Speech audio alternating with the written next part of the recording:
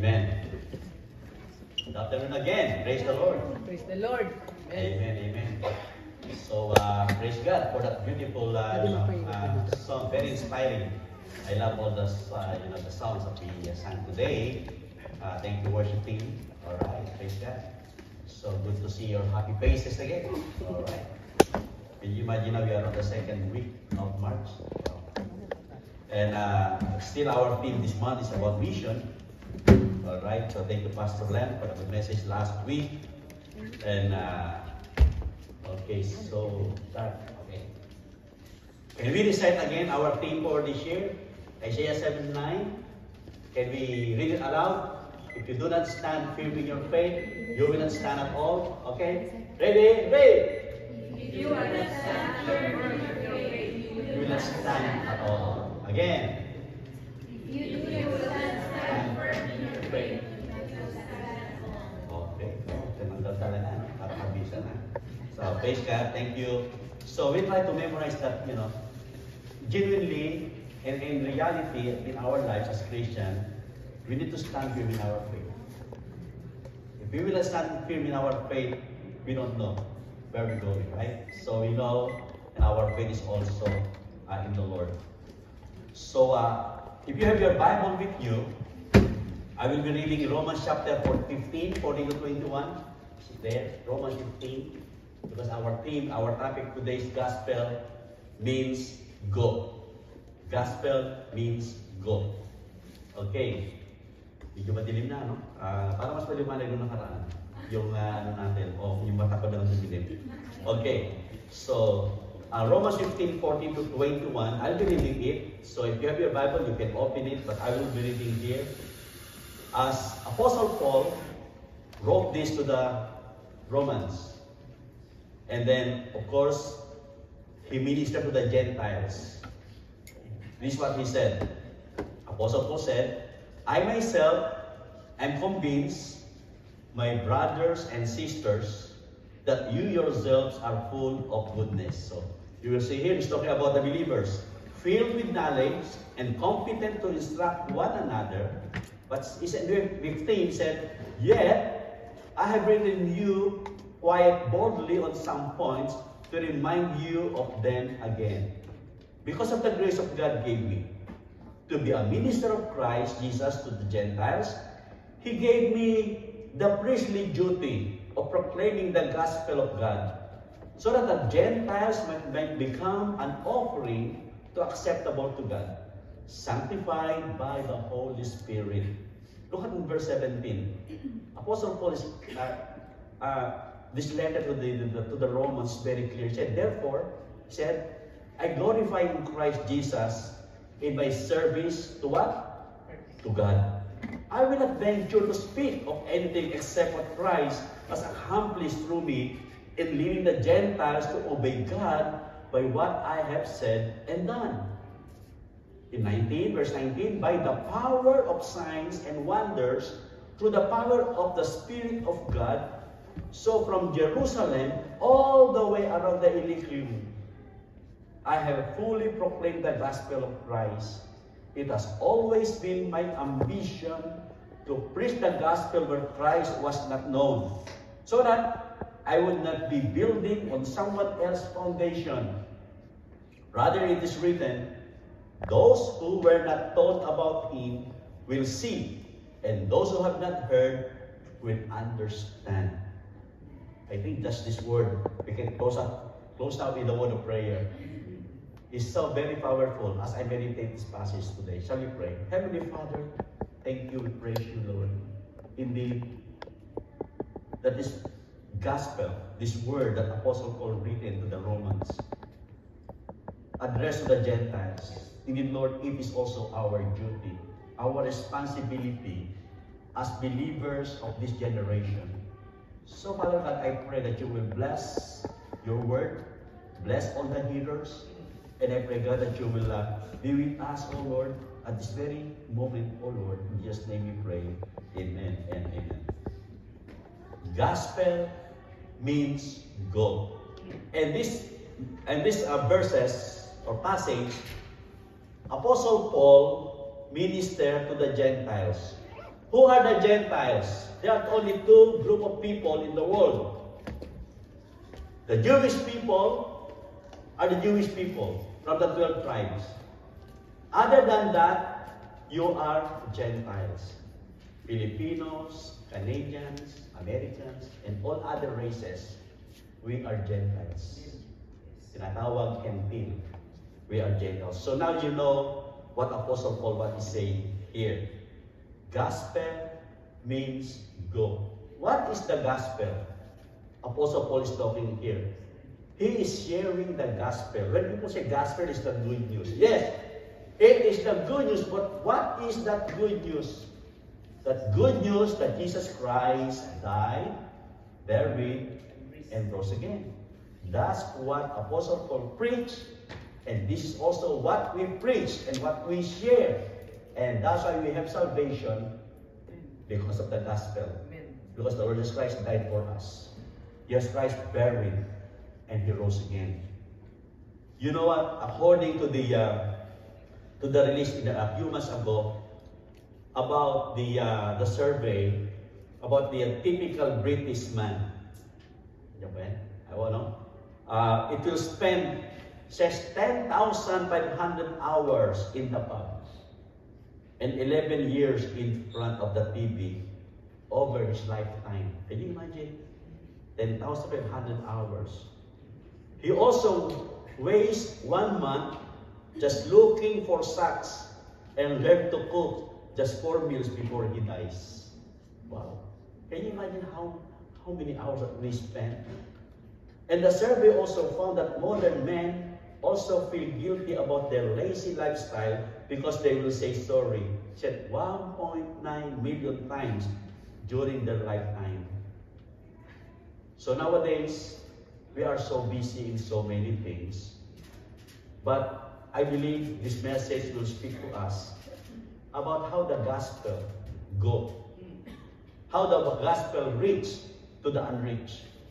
How the gospel reach to our loved ones, to our friends, to our co-workers, to our family. And today we are going to discover that God doesn't want us to live that we don't care and end up of wasting our lives. Rather, we get the gospel. We will go with the gospel. And that's what Apostle Paul encouraging us. We must go means the gospel. And Apostle Paul, we see what Apostle Paul in this 15th chapter of Romans is now, we'll see his heart. I feel his heart when I'm reading this verse 14 after the following verse to verse 21. I feel that, what his heart is to reach out the lost. And as we look at Paul's plan and pattern for ministry, we can find it here. You will see his plan and also his pattern.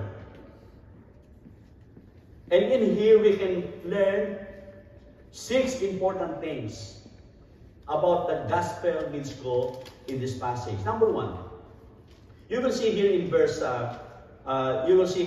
14. Number 1 is compliment. You will see Apostle Paul compliment the believers in Romans. You will see he said Paul was not afraid to be blunt when he had to be, but he also knew the words of encouragement provide with great motivation. Whatever he thinks right, even if it will hurt the believers, he can still say it. That's why he's so blunt. Look at it in verse 14. He said, I myself, Apostle Paul said, I myself am convinced, my brothers, that you yourself are full of goodness. He complimented that, full of goodness, complete in knowledge, and competent to instruct one another. By calling them brothers, Apostle Paul focusing on the fact that they are all family. MCCC, you are one family. Amen? Amen. We are one family. And Apostle Paul is very blunt when he said, I am convinced, my brothers. And also I echo with Apostle Paul that you are full of goodness MCC members. You are complete in knowledge and competent to instruct one another. You have so many gifts that comes from God. The same what Apostle Paul says. And here, in this compliment, he gives them 3 specific compliments that reveal how he sees this Christian. Tatlong bagay, 3 things he says. He's from them and not against them. He said they are full of goodness. They are complete in knowledge. They are competent to instruct. What does that mean? They are full of goodness. This kind of moral goodness, they are the fruit of the Spirit, means they have hated sin and exhibited positive virtues. So in the beginning, in our English, said good. It carried some connotation, the name God. So in the Jewish tradition, the title, the good, was actually used for God. God said, my goodness, means God. So goodness may appear to be the most obvious fruit, but it is in fact and often misunderstood and even maligned by other people. So they are full of goodness. MCC family, you are full of goodness. You are full of goodness. Because our culture tends to be fun for those who are kind people. But this is genuine. I honestly say that they are full of goodness, as Apostle Paul said to the Romans, and I'm saying this to the MCCC family. And also said, they are complete in knowledge. They were not only a people of good hearts, they had their heads were filled with the right things. Their doctrine was right. They know the Bible. They are complete in knowledge. Apostle Paul acknowledged this to the Romans, to the believers. And also they are competent to instruct. That means literally to place in the mind. And they convey the idea of their admonishing, encouraging, advising, even warning people. Even, you know what the translation used here? The word instruct. Counsel. These believers were doing life together and they were able to lead someone away from a false path into a true path, and using warning and wisdom from the Word of God. It is the idea of having corrective influence. As one body, as one family, we can compare this to our own personal family. If someone is going on the wrong direction, we can counsel and we can advise, we can tell to one another with love. We don't want other people, if people we see that we are doing wrong, it's good for us to say it, like Apostle Paul, openly. I'm really challenged by Apostle Paul also in Hebrews chapter 3:13. The importance of encouraging others, whether or not they become hardened by sin, says here, but encourage one another, said, daily, as long as it is called today, so that none of you may be hardened by sin's deceitfulness. Did you catch the word daily? That means, listen, kapatid, listen, brothers and sisters in the Lord. That means we are to encourage one another at least once a day. At least we encourage. Can you imagine that? If I am not encouraging you, and you are not encouraging me, then we will all be susceptible to sin, and instead of moving toward holiness, and we become hardened. But if all of us encourage one another, we will be all encouraged. Amen. Amen. If just one of us doing the encouragement to others and you are not encouraging the other, it's one way. It is unfair. But what Apostle Paul here, that we encourage one another. Oh, I'm just new in the church. Yeah, you can use my God to encourage others. It's so important And how are you doing in this regard about encouragement? Does it kill you to pay someone's a compliment?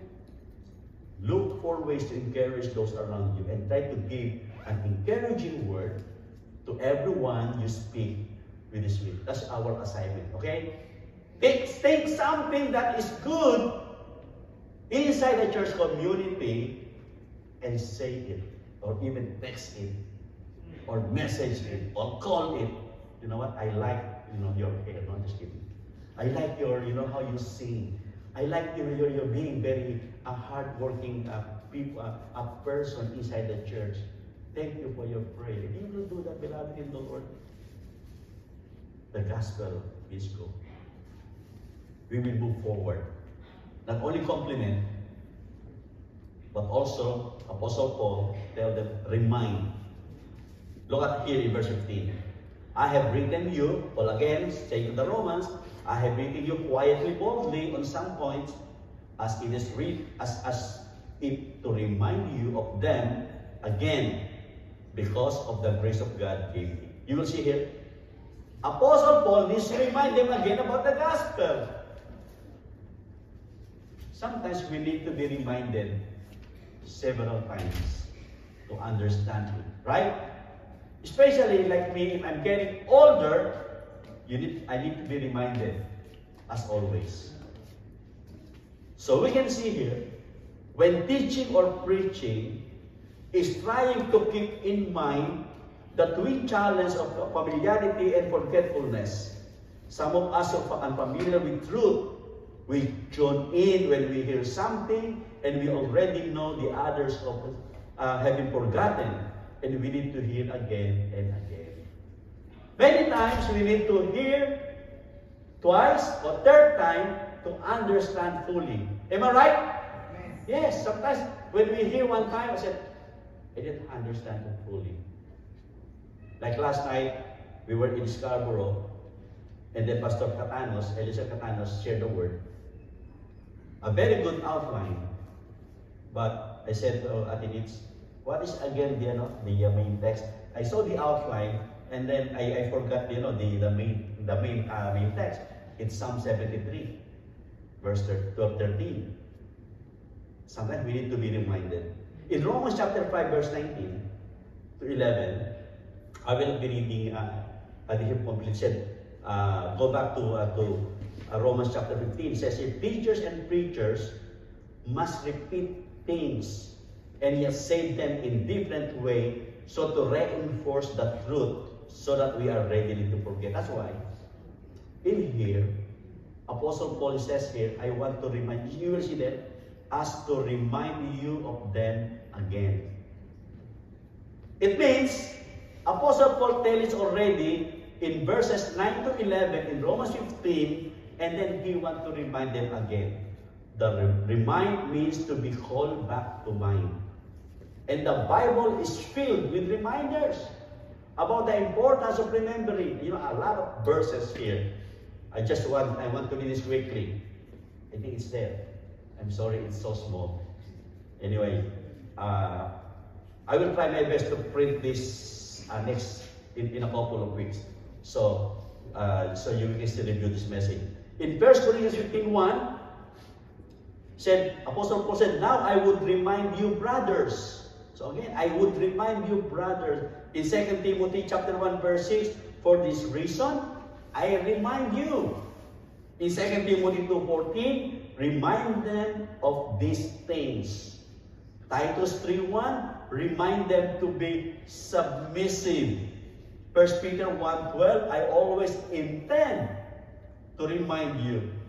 2 Peter 1:13, he says, it is only right that I should keep on reminding you as long as I live. In 2 Peter 3:1, I am stirring up your sincere mind by way of reminder.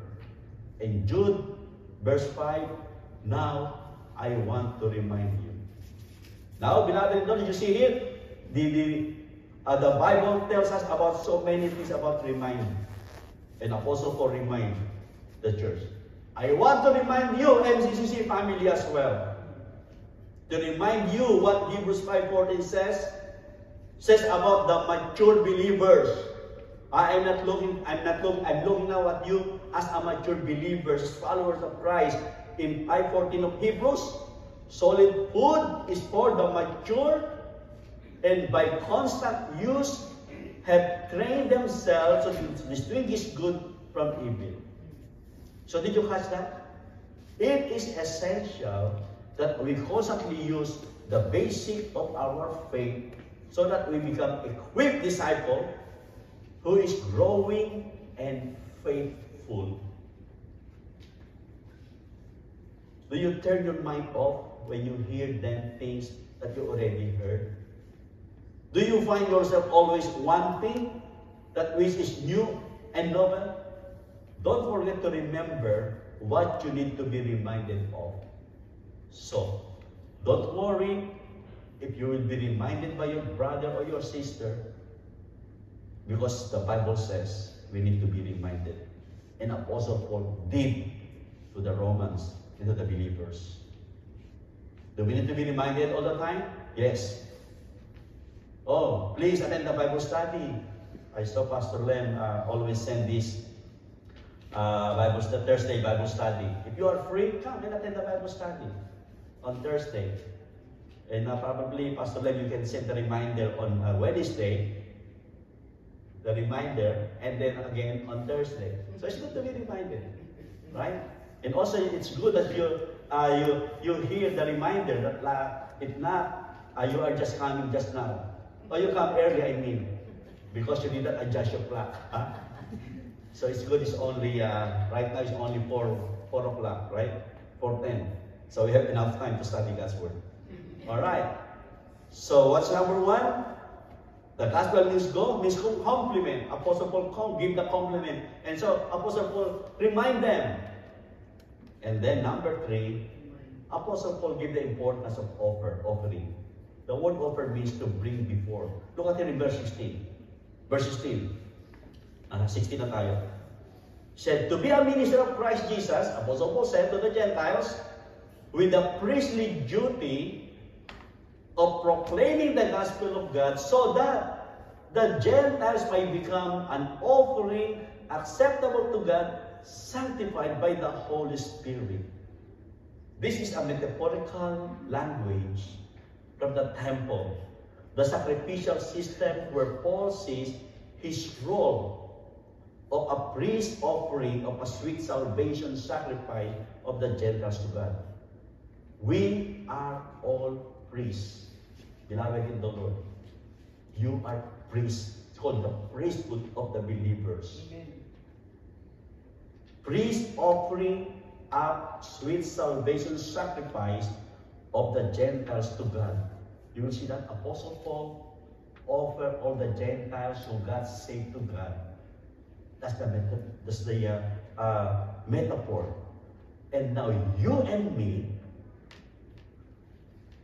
the lost souls, or the people who got saved, that is our offering to God. That's what it means here. A salvation sacrifice of the Gentiles to God, because we are all priests. In Revelation chapter 1 verse 6, John said, and has made us to be a kingdom and priests to serve his God and Father. To him be glory and power forever and ever. Amen. The praise minister and the priestly duty reveals the sacredness or the sacred seriousness of what Paul was doing.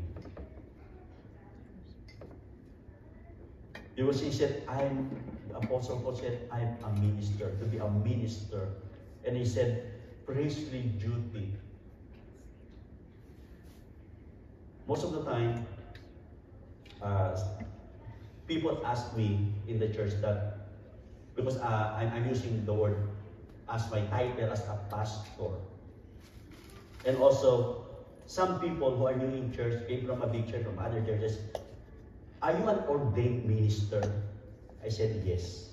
Miss Reverend, why are not you using it? Like, in a program, I can use it, Reverend, my name, and my name, right? I said, no, I'm good enough. Just Pastor Lino. But when I have funeral, when I have weddings, because funerals, you have a lot of people there, especially non-Christian and others. I use the word reverend because they look at you more higher. But I'm still the same. That's only by name. Right? So we are all priesthood, the priesthood of the believer. Our priestly duty to proclaiming the gospel. Because Paul was doing, he was devoted that task and proclaimed the gospel with dignity and with a sense of awe as he offered up the Gentiles like a priest would present sacrifice. So it means when you share the gospel, when someone got saved and God used you, that's your offering to God. You offer to God. That is like the metaphor, the priest in the Old Testament. I love what George Campbell Morgan has written about this passage. He's been Campbell Morgan in 1863 and also 1945. He's the preacher and lecturer. There's a lot of books you can read. You can Google Campbell Morgan. He said, what a radiant light this sheds on all our evangelistic and pastoral effort. Every soul won by the preaching of the gospel is not only brought into a place of safety and blessing. He is an offering to God. This is what we are talking. He's an offering to God. A gift which gives him satisfaction. The very offering he is seeking. So it means Paul is a minister of Jesus Christ. He proclaimed the gospel of God, and his offering is sanctified by the Holy Spirit. Sanctified by the Holy Spirit. Also in 1 Peter chapter 2 verse 5, he said, you also, like living stones, are being built into a spiritual house to be a holy priesthood, offering spiritual sacrifice acceptable to God through Jesus Christ. The question is, have you offered yourself to Christ as a living sacrifice? In Romans 12:1. If not, why not? Work this week as seeing those around you as a potential sacrifices to the Savior. Around you, your workplace, your neighborhood, your friend, or even your loved ones. Even in the far distance nowadays, it's not impossible to bring the gospel to our loved ones.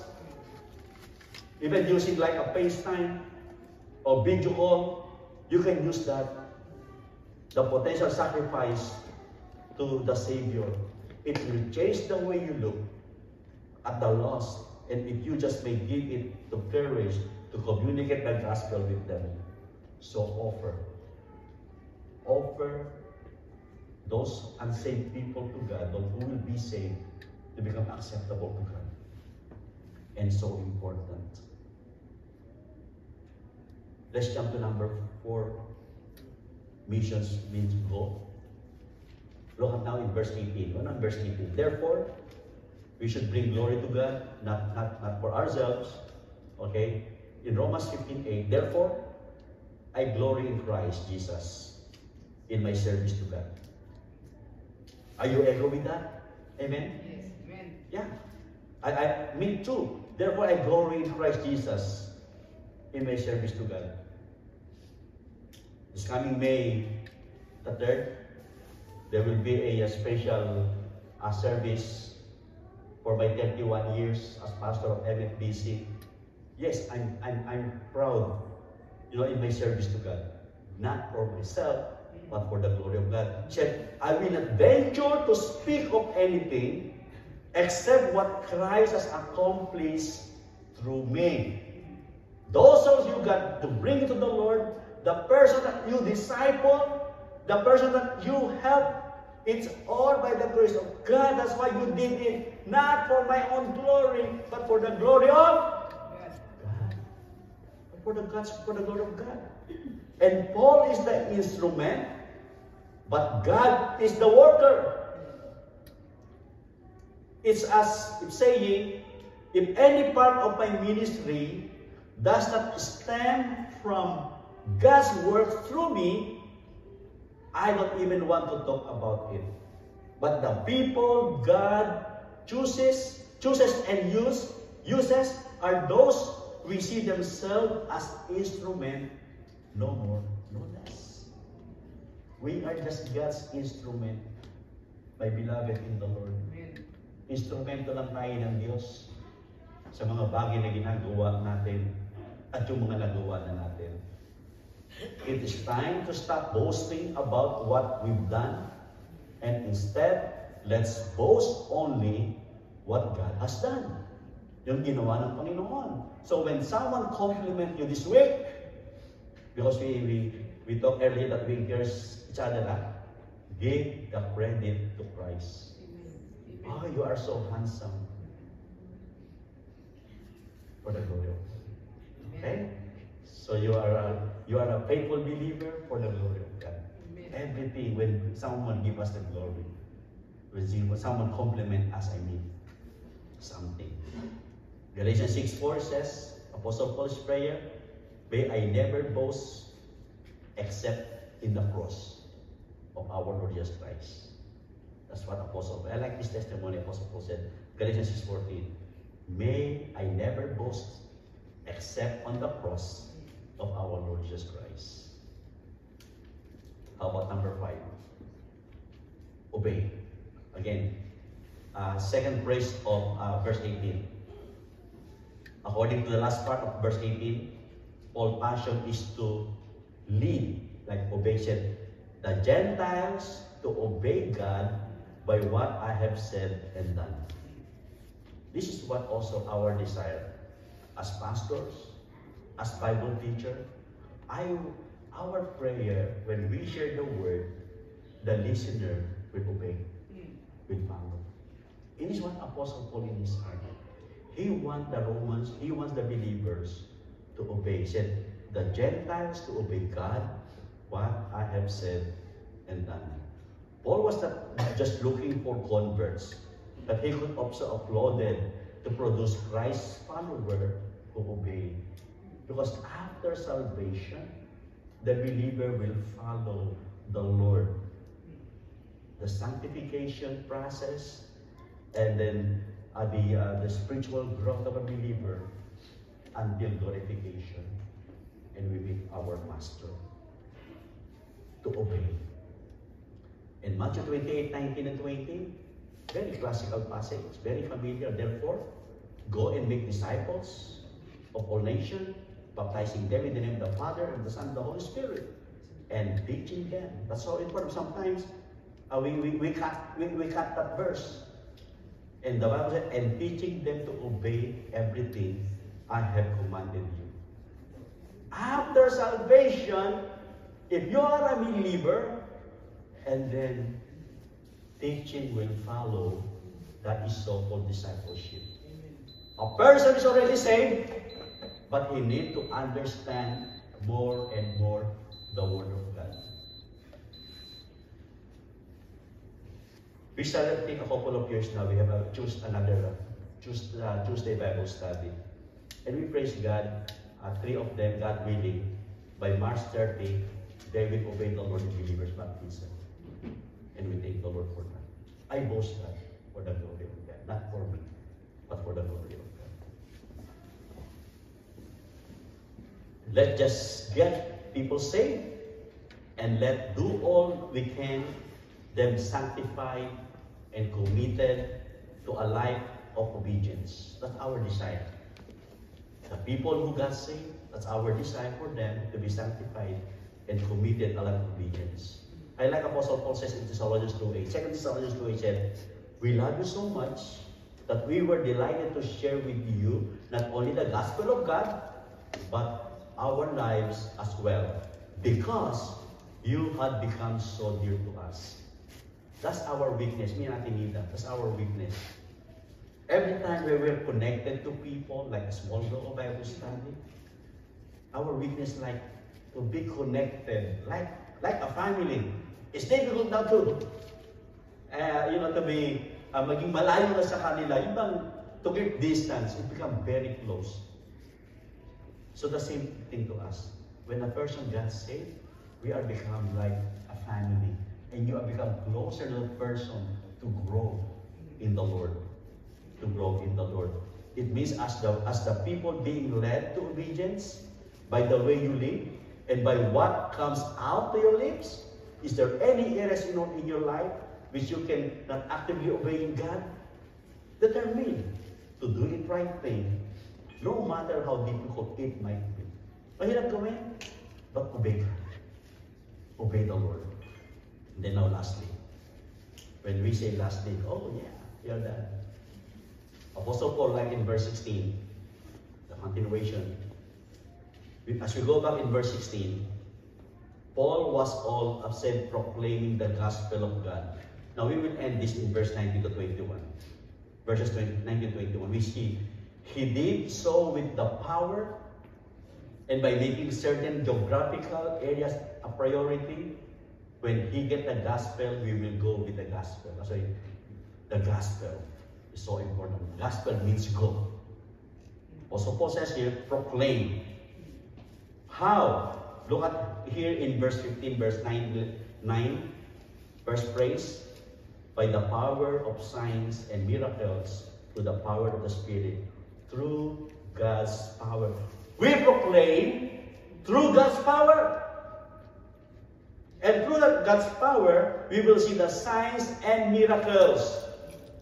God promised power to His followers when the Holy Spirit came upon them in Acts chapter 1, verse 8. Signs and wonders occurs, especially often in Exodus and in the book of Acts, show that God's miracle working, or God's signs are visible manifestation, invisible reality should point out to the Savior. What I'm saying here, through God's power, you will see the sign to those persons, to those people who got saved. There must be a changed life. Amen. Magbabago yung buhay ng tao. Nakita ninyo? Dati, na ganitong ginagawa mga bisyo, ngayon natin nagbabago. Because you proclaim the gospel, the person converted, then now the person now started to change. And this is what Apostle Paul says. He see when he proclaimed the gospel, through God's power, he saw the changes in people's life. In 2 Corinthians 12:12, the things that mark an apostle, signs and wonders and miracles, were done among you with great perseverance. You know what? Just coming to church every Sunday, you are not doing this before. One of the good signs that you are a believer, that there's this Holy Spirit in your heart to remind you that I need to worship God. I need to fellowship with fellow Christians. Through God's power, we proclaim. Through God's power, we don't have power. It's only by the grace of God. And also Apostle Paul says here in verse 19, letter B, and up to 20, with strategic priority. Strategic priority. Look at it in that verse. So from Jerusalem, here Jerusalem, and all the way around to Illyricum, that is north of Israel, I have fully proclaimed the gospel of Christ. It has always been my ambition to preach the gospel where Christ was not known, so that I would not be building on someone else's foundation. If you trace Apostle Paul's travel, called the Pauline Epistle, his travel in his ministry, you can see the arc and half circle of the evangelistic emphasis. This is the Israel area, the Middle East, the other part. It is the Europe, main Asia Minor, and there's the Mediterranean Sea on the left-hand side. From the northwest is span from Jerusalem to Illyricum. The span is 1,400 miles. And that's why he said the word fully literal reads, said, I have filled full the gospel. He traveled so many places, proclaimed the gospel with strategic priority. There's a strategy. The same thing with Milton Christ Center Church. There's a strategy when we proclaim the gospel. Of course, the number one is prayer. And then number 3, you can see here to proclaim, which is with scriptural precedent. Paul focused on new frontiers, new foundation, and new faces. As he likes to do, he punches his point home by quoting from the Old Testament and time from Isaiah chapter 52 verse 15, and then the heart of whom we haven't heard, and then the context here in Gentile in verse 21 is said here. In verse 21, Romans 15:21, rather, as it is written, it was repeated in also Isaiah 52:15. He said, those who were not told about him will see, and those who have not heard will understand. And this is familiar. When Apostle and Isaiah said in 65 verse 1, I revealed myself to those who did not ask for me. I was found by those who did not seek me. To a nation that did not call on my name, I said, here I am, here I am. There's like a scripture precedent when we proclaim the gospel from the Old Testament until the time of the time of the disciples, the Pentecost, until such time in our generation. We are sharing the gospel. The gospel must go. And God will means go. There's no stop. Every day we have an opportunity. And this is the final challenge. Standing on mission of gospel means go. This passage that I shared to you is clearly captured the mission of Milton Christ Center Church. This is the capture. This is your mission. To connect people to Jesus, salvation, equip them to be growing and faithful followers. They need to grow. See? We need to see the signs. Because the word proclaim has to do with connecting and the equipping part of our ministry. Follow along the word in here that says, encourage, remind, offer, glory, and obey. And also proclaim. That's the mission of MCCC. For us to grow in the Lord, even the gospel must go. We are to reach, preach, and teach. In order to reach, preach, and teach all over again, and our challenge as a church is to stay on mission. We call it local. Do you know local mission? Local means global and also local. Globally, we are supporting missionaries from many, many places. For example, like in MBBC, we have about 14 missionaries, Cambodia, Mexico, Japan, and many places, also Philippines. That is global. And we're also supporting missionaries here in our homeland, in Canada. And Paul would connect people to Christ, and then would either return to equip them or stay long enough to ensure that they were grounded in the Word. That's so important. This is the Jerusalem. So when we get the gospel, we go with the gospel, we need to be strengthened. This home base, the church. And then who knows, one of this day, you will send one missionary from this church because we go for the gospel. We have several missionaries coming from our church, and then now they're in the mission field. One in Japan, also in the Philippines, and other places. And we thank God, we send out people. Nothing is impossible to God. It may happen here also in MCCC. Amen? Amen. Let's pray. Lord God, we thank you for salamat. Thank you for reminding us. As Apostle Paul reminded the believers in Romans. Yes.